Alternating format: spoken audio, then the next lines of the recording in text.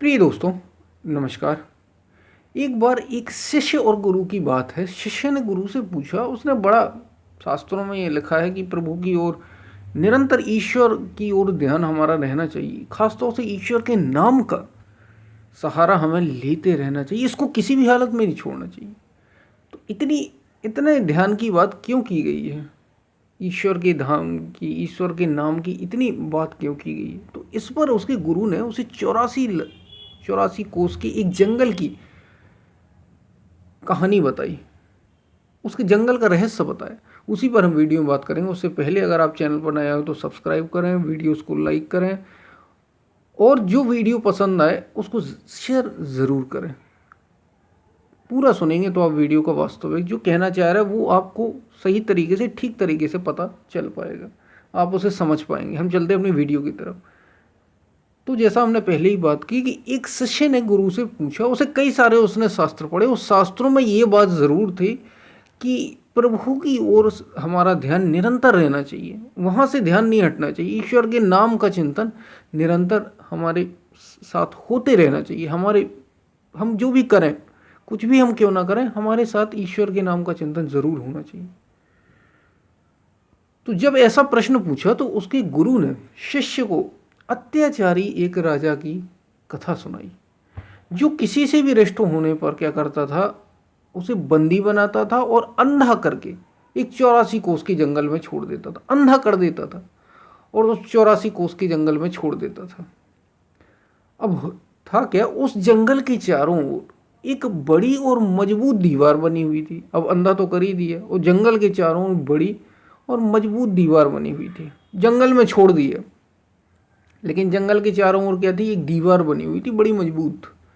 तो बहुत सारे लोग तो क्या हुए, जंगल भटकते भटकते दीवार पर पहुंचे और सिर टकराकर, ज़्यादातर लोग तो सिर टकराकर मर जाते थे। पर उन्हीं में से क्या हुआ, एक ईश्वर भक्त भी था जिसे यह विश्वास था कि जिस ईश्वर ने सृष्टि पर्यंत माया की रचना रची है, क्या उसके पास एक छोटे से जंगल का, भले ही 84 कोस का है, तो इस जंगल से निकलने का रास्ता उसके पास होगा नहीं? ऐसा कैसे हो सकता है? और इसी विश्वास के आधार पर वो रोज उसी दीवार के सहारे क्या होता, गोल गोल घूमा करता।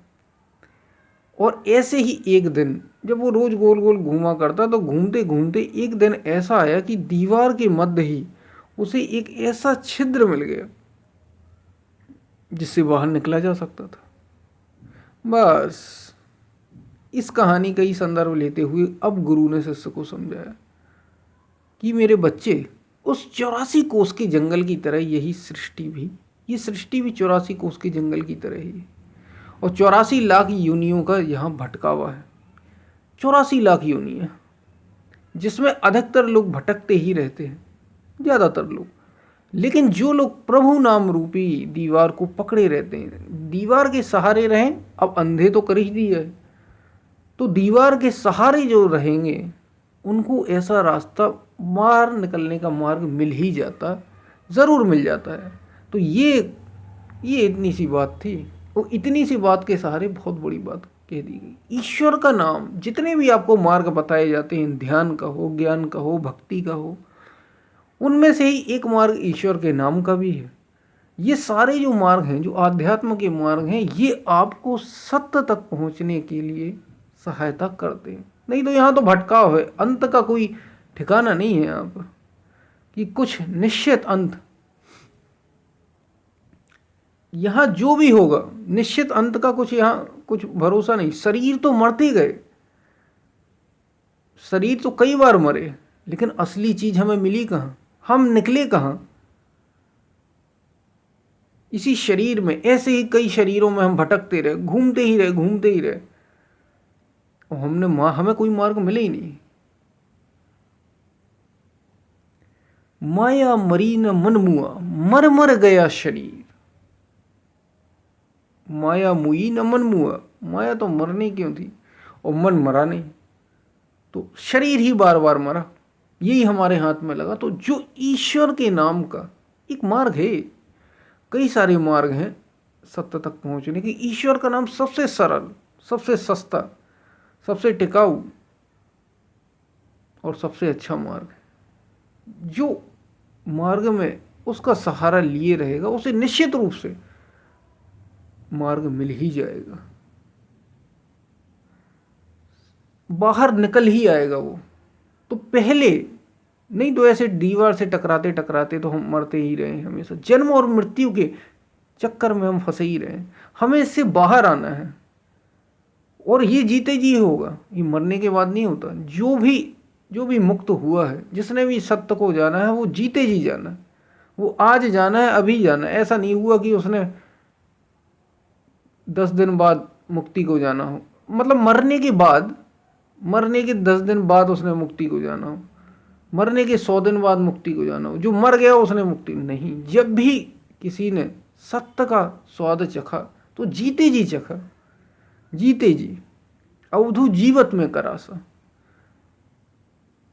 नहीं तो फिर 84 लाख योनियां। जिसने ये प्रयास ही नहीं किया उसके लिए 84 लाख योनियां निश्चित है, जैसा कहा गया है शास्त्रों में। किसी ने नहीं जाना, लेकिन ये तो कही है महापुरुषों ने कि पुनरपि जननम पुनरपि मरणम पुनरपि जननी जठरे शयनम, फिर गर्भ में आना, फिर वही चक्कर, यही 84 लाख का चक्कर है। तो हमें इससे बाहर आना है, और ईश्वर का जो नाम है, जो चिंतन है, वो बड़ा सरल सा मार्ग है। तो ध्यान रखिए, हमें फंसना नहीं है, हमें प्रकृति से पार होना है, बस प्रकृति से पार करना हो जाना है। इस प्रकृति, ये जो माया है, माया ही प्रकृति, प्रकृति माया सब एक ही बात है। इससे हमें पार पाना है, माया का पार पाना है, यह मन का पार पाना है, बात एक ही है।